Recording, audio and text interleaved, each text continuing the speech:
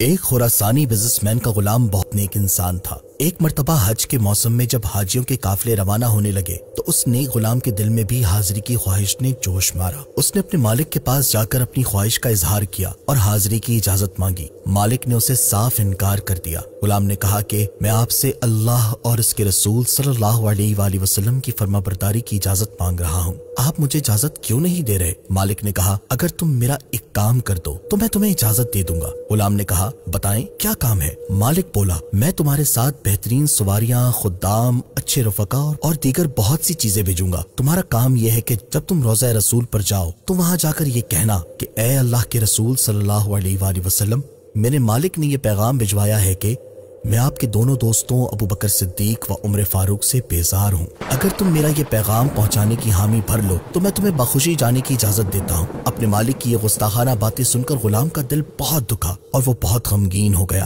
بظاہر اس نے کہہ دیا کہ وہ فرما برداری کرے گا، لیکن اس کے دل کا حال اللہ ہی بہتر جانتا تھا۔ بہرحال وہ قافلے کے ساتھ مدینہ منورہ پہنچا اور دھڑکتے دل، لرزتے قدموں اور پرنم آنکھوں کے ساتھ روضہ رسول کی جانب پڑھنے لگا۔ مزار انور پر پہنچ کر اس نے نبی کریم صلی اللہ علیہ وآلہ وسلم کی بارگاہ میں سلام عرض کیا، پھر شیخین کریمین کی بارگاہ میں سلام عرض کیا۔ اسے اپنے بدبخت و گستاخ مالک کا پیغام پہنچانے میں بہت شرم آ رہی تھی، لہٰذا وہ باز رہا اور مسجد نبوی میں آ کر سو گیا۔ اس نے خواب میں دیکھا کہ قبر انور کی دیوار شق ہوئی اور نبی کریم صلی اللہ علیہ وآلہ وسلم اپنے نورانی چہرے کے ساتھ باہر تشریف لائے اور کہتا ہے کہ آپ صلی اللہ علیہ وآلہ وسلم نے سبز لباس پہنا ہوا تھا اور آپ کے جسم مبارک سے مشک کی خوشبو آ رہی تھی۔ سارا ماحول مشک بار ہو گیا۔ نبی کریم صلی اللہ تعالی علیہ وآلہ وسلم کی دائیں جانب حضرت سیدنا صدیق اکبر اور بائیں جانب حضرت سیدنا عمر فاروق اعظم رضی اللہ تعالی عنہما تھے۔ آپ صلی اللہ علیہ وآلہ وسلم نے اس کی جانب متوجہ ہو کر ارشاد فرمایا،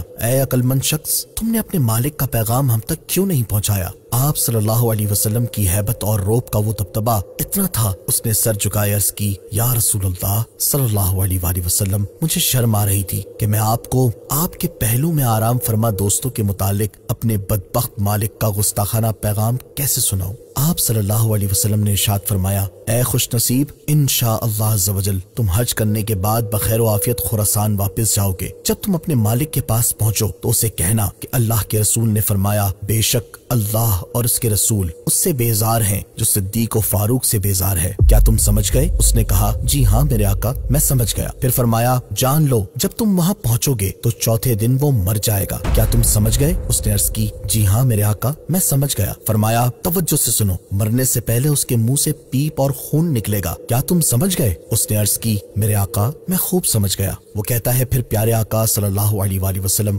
واپس تشریف لے گئے اور میں جاگ گیا۔ نبی کریم صلی اللہ علیہ وآلہ وسلم اور شیخین کریمین کی زیارت ہونے پر اس نے اللہ پاک کا خوب شکر ادا کیا، پھر حج مکمل کیا اور آپ صلی اللہ علیہ وآلہ وسلم کے فرمان کے مطابق بخیر و عافیت واپس خراسان آ گیا۔ بدبخت مالک نے 2 دن تک اس سے کوئی بات نہیں کی۔ تیسرے دن وہ پوچھنے لگا، تم نے میرا پیغام پہنچایا یا نہیں؟ اس نے جواب دیا، میں نے تمہارا کام پورا کر دیا۔ مالک نے کہا، وہاں سے کیا جواب ملا؟ اس نے کہا، اگر وہاں سے ملا ہوا پیغام نہ سنو تو تمہارے لیے بہتر ہے۔ وہ کہنے لگا، نہیں، مجھے بتاؤ تمہارے ساتھ کیا واقعہ پیش آیا؟ اس نے واقعہ سنانا شروع کیا۔ جب اس نے یہ بتایا کہ اللہ کے رسول صلی اللہ علیہ وآلہ وسلم نے فرمایا کہ اپنے مالک سے کہہ دینا اللہ اور اس کا رسول صلی اللہ علیہ وآلہ وسلم اس سے بیزار ہیں جو میرے دونوں دوستوں صدیق و فاروق سے بیزار ہے، تو وہ بدبخت و نامراد کہے مار کر ہنسنے لگا، پھر بکواس کی کہ ہم ان سے بیزار ہیں اور وہ ہم سے بیزار ہو گئے، اب ہم سکون سے رہیں گے۔ غلام کہتا ہے کہ اس بدبخت کی یہ بات سن کر میں نے اپنے دل میں کہا، اے اللہ کے دشمن،